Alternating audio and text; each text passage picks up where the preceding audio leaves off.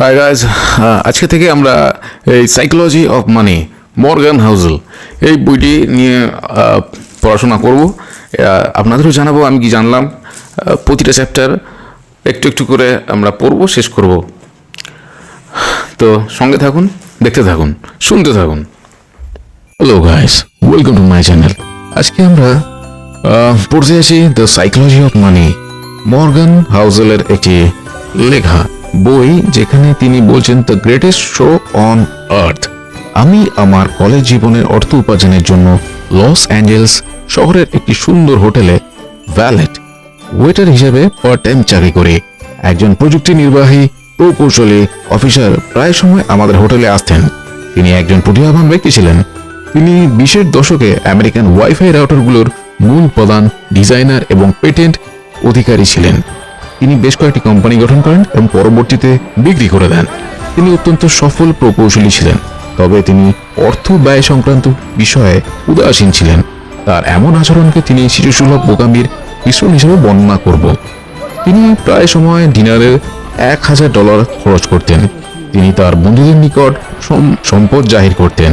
তিনি প্রকাশ্যে এবং উচ্চস্বরে তার সম্পদ নিয়ে বড়াই করতেন।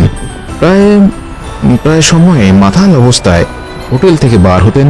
একদিন তিনি আমার এক সহকর্মীর হাতে নগদ কয়েক হাজার ডলার দিয়ে বললেন, রাস্তার পাশে গয়নার দোকানে যাও এবং আমার জন্য কয়েক ডলার মূল্যের 1000টি সোনার কয়েন কিনে আনো। 1 ঘন্টা পর হাতে সোনার কয়েন নিয়ে প্রকৌশলী এবং তার বন্ধুরা প্রশান্ত মহাসাগরের তীরে ব্রহ্মোত্তরীতে জড়ো হয়। তারপর তারা কয়েনগুলোকে একটির পর একটি করে পাথরের মতো সমুদ্রে নিক্ষেপ করে আনন্দ অনুভব করতে লাগলো। এটা শুধুই মজা মস্তি আর উপভোগ করার জন্য। কয়েকদিন পর সে হোটেলের রেস্তোরাঁয় একটি বাতি ভেঙে দেন। একজন ম্যানেজার তাকে বললেন বাতিটির মূল্য $500 এবং তাকে এর মূল্য পরিশোধ করতে হবে। আপনি $500 চান?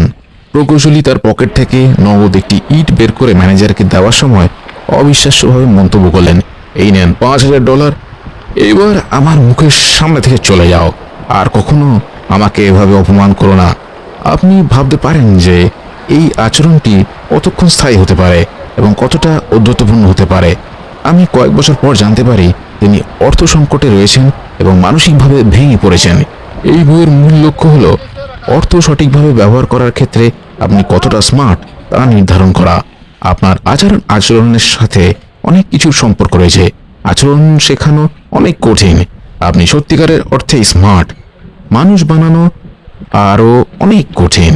প্রতিভাবান ব্যক্তি তারাই যারা তাদের আবেগের নিয়ন্ত্রণ হারায় না, আর্থিক বিপর্যয় মোকাবিলা করতে পারে। বিপরীতটাও সত্য। আর্থিক শিক্ষা নেই এমন সাধারণ মানুষেরাও ধনী হতে পারে যদি তাদের হাতে মুষ্টিমেয় আচরণগত দক্ষতা থাকে, আর বুদ্ধিমত্তার আনুষ্ঠানিক পরিমাপের সাথে কোনো সম্পর্ক নেই।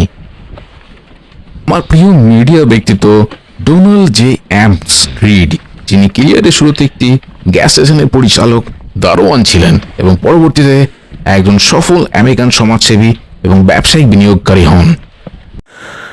আর ভিডিওগুলো ভালো লাগলে প্লিজ লাইক, শেয়ার, সাবস্ক্রাইব করতে ভুলবেন না, প্লিজ প্লিজ প্লিজ। হ্যাঁ, ওকে।